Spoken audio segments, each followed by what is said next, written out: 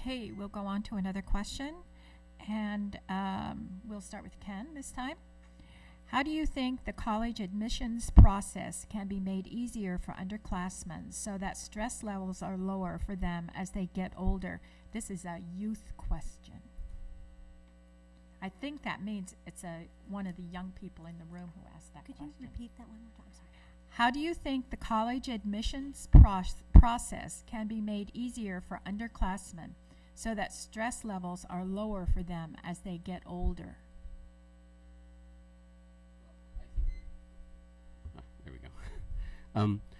That's much better. I think that there are two things that we can do. The first of them is to communicate more clearly with our students about the range of possibility in higher education in this country, and that their future life chances are not strictly determined by getting into one of a few colleges. And the second is to support them as they do the work of doing their college admissions, the practical work in senior year. In terms of the first, we have the great luxury in this country of having a very broad higher education system that does not require that students enter one of a few colleges in order to be successful. And I think that, that's not just a slogan, that's a fact. There is empirical data to support that, and I think we should be sharing that with our students and our parents, because I think that reduces stress.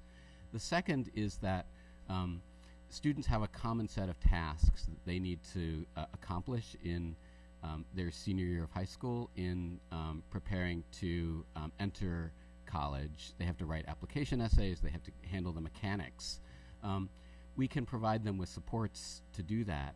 We have a system actually at Palo with a college advisory model that produces far better results in terms of that, which is one of the reasons that I have been so supportive of adopting a teacher advisory model at Gunn, but we could do that in both of our schools. Melissa.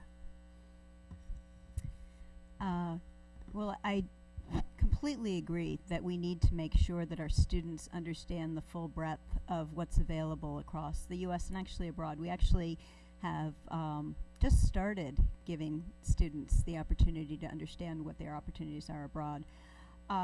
We do need to start in freshman year. We should be sitting down, and we do actually sit down with students and talk about a four-year plan. But when we talk about a four-year plan, it's not just the classes you're going to take. It's also, what do you want to do with your life?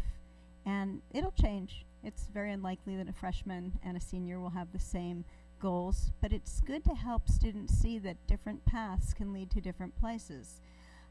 There is a very good book, and sometimes we bring the author in, Colleges That Change Lives. We need to bring that in for students early so that they can find out about these other schools and they're not stuck in a list that's 30 schools long and think those are the only schools in our district. I'm sorry, in the country. The other thing is we need to provide support early on some of these tasks that right now we say should be senior tasks. So writing a college essay is different than the kind of writing that you do regularly in school. And so we should start that in our English classes in 11th grade, giving students help in writing these kind of essays. Practice makes you better. And then when they have to write the essays that are actually for their applications, they'll have had practice. And then finally, our guidance counselors need to make sure that they oh, I need to stop. Okay, I think I've said enough. Good. Heidi. So I agree with what's been said about incorporating the essay writing in particular early on. I think teachers can really help this process as far as preparing students so that they can get a head start and feel confident as writers as they move towards that process. I think the college and career counselors do have to help students identify whether there's an alternative path or different colleges to look at. I remember this process being very overwhelming at the time, and it was hard to narrow down without additional help. I was talking to one of the counselors who works with some of the lower income students at Gunn, and she was saying we get a bus together, we take students out to see local colleges, we go to Monterey, we go to Sonoma, we go to Santa Cruz.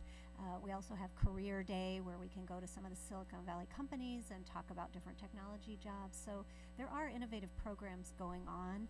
I think we need to make sure that students know about these and that have access to them, and that there are counselors and teachers who are accessible to help guide them through this process, and that parents are included as well so that they know what expectations are and how to support their kids as well.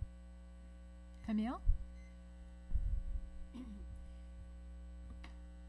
The youth who asks the question knows what's going on in the school district regarding this, but I think it's important for people to realize, for example, when I went to college, it wasn't such a big deal. It was easier to get into colleges, and it is much more difficult to get into many kinds of colleges, and I think everybody's right. We have to show our students that there's many opportunities out there. One of the things about the college application process is it's almost like a class in and of itself. It is so time consuming.